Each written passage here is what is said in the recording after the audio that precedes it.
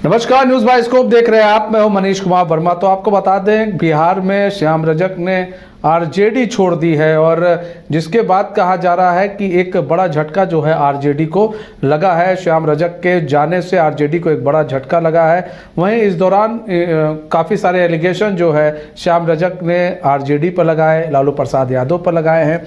आज उनसे जो हमारे ब्यूरो चीफ हैं उनसे उन्होंने बातचीत भी की थी। इस दौरान भी उन्होंने काफ़ी सारी बातें जो है खुलकर सामने रखी। हमारे साथ एसके राजीव जी जुड़ चुके हैं, संपादक हैं हमारे बिहार के।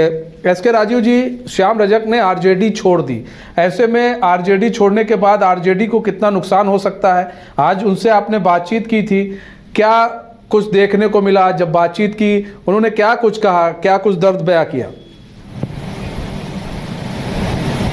देखिए मनीष जी, एक बड़ी अच्छी पंक्ति है, बाबूजी धीरे चलना बड़े धोखे हैं इस राह में। दरअसल में श्याम रजक जो आज बोल रहे हैं और जो उन्होंने पत्र लिखा है लालू प्रसाद यादव को, इसमें उन्होंने सीधे तौर पर यह लिखा है कि शतरंज का खेल उन्हें खेलना नहीं आता और आज तक लालू प्रसाद यादव उनके साथ लगातार छल करते रहे, लेकिन वो लालू प्रसाद यादव के साथ रिश्तेदारी को बनाते रहे, यानी कि रिश्तों को वो बनाते रहे।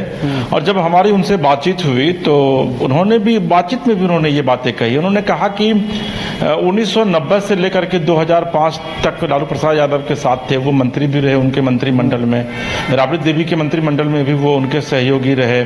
फिर 2005 में नीतीश जी के साथ आए, फिर नीतीश जी के साथ भी वो 2 टर्म मंत्री रहे।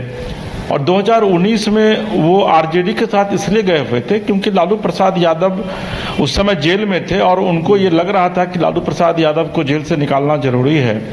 लेकिन वो लालू प्रसाद यादव को सपोर्ट करने के लिए गए हुए थे वहां पर। लेकिन पिछले 5 साल में श्याम रजक का सिर्फ इस्तेमाल किया गया आरजेडी के भीतर। श्याम रजक को इसके बदले में कुछ दिया नहीं गया। पार्टी में राष्ट्रीय महासचिव उनको भले ही बना दिया गया हो, पद दे दिया गया हो, लेकिन वहां पर सिर्फ और सिर्फ तेजस्वी यादव, लालू प्रसाद यादव, इन्हीं 2 व्यक्ति की जो है वो पार्टी में चलती है। तो वहां किसी भी पार्टी पर पद पर कोई भी बड़ा नेता बैठा हो, लेकिन उसको काम करने नहीं दिया जाता है और इस चीज को वो समझ नहीं पा रहे थे। तो श्याम रजक का ये कहना था कि भाई पिछले 5 साल में वो लगातार काम करते रहे आरजेडी के लिए।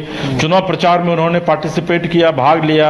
शारीरिक रूप से अस्वस्थ होने के बावजूद वो लगातार काम करते रहे। लेकिन जब रिजल्ट देने की बारी आई तो लालू प्रसाद यादव ने रिजल्ट इसलिए उनको नहीं दिया क्योंकि उनके पास पैसे नहीं हैं और यही चीजें उनको साल रही थी। फिर वो चूंकि फुलवारी शरीफ क्षेत्र से बिलोंग करते हैं, लंबे समय तक वहां से विधायक रहे, वहां की जनता के साथ उन्होंने विचार विमर्श किया और उसके बाद उनको लगा कि नहीं, अब पार्टी छोड़ देनी चाहिए। तो आज काफी भारी मन से काफी विचार विमर्श करके उन्होंने पार्टी से त्यागपत्र दिया है। लेकिन श्याम रजक आगे कहां जाएंगे इसके विषय में वो पत्ते अभी नहीं खोल रहे हैं। लेकिन जो हमारे सोर्स बता रहे हैं कि आज से 3 दिन पहले लगभग 8 बजे के करीब रात में बिहार के मुख्यमंत्री नीतीश कुमार के साथ आवास पर उनकी लंबी मुलाकात हुई, लंबी बातचीत हुई और उसके बाद ही इन्होंने अपना मिजाज बदला है और संभवतः 2-3 दिनों के भीतर या फिर हो सकता है कि 1 सप्ताह के भीतर वो जेडीयू का दामन जो है वो थाम सकते हैं। हालांकि उन्होंने खुलासा नहीं किया है। उनका ये कहना है कि बीजेपी से भी उनको कॉल गया है, मंगल पांडे ने उनको खुद फोन किया है। मंगल पांडे उनके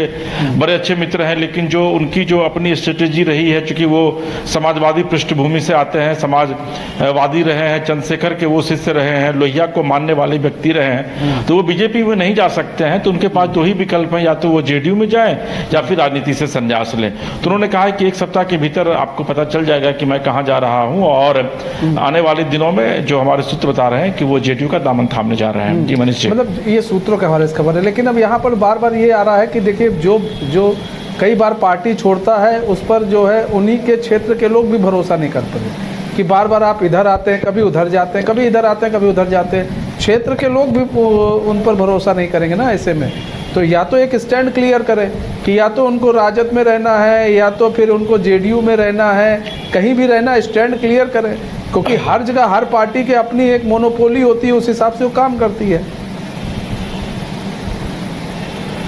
देखिए मनीष जी, वक्त कहता है कि वक्त खुद पे न इतरा, क्योंकि वक्त है बदलते देर नहीं लगती। मैं आपको बता रहा हूँ कि ये वही श्याम रजक है। मैं 20 साल से इनको देख रहा हूँ।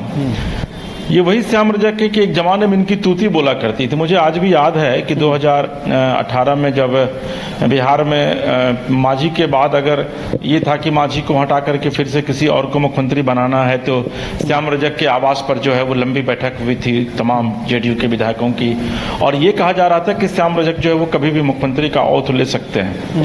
मतलब गजब का एक रुतबा हुआ करता था। अच्छा इनको पोर्टफोलियो मिला, बिजली विभाग के मिनिस्टर रहे, खाद्य आपूर्ति मंत्री रहे, तो अच्छा पोर्टफोलियो जो है वो इनको शुरू से मिलता रहा।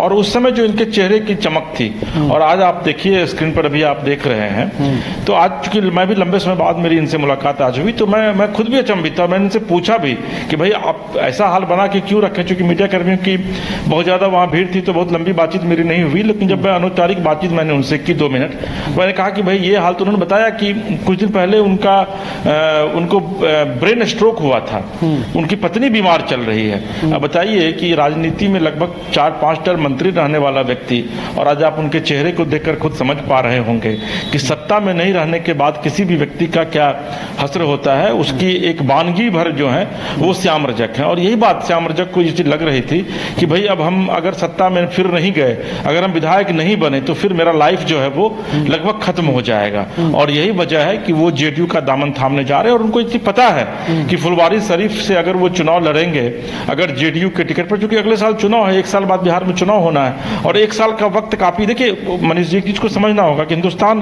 के विषय में एक बड़ी गजब की नैरेटिव है यहाँ के लोगों के लिए।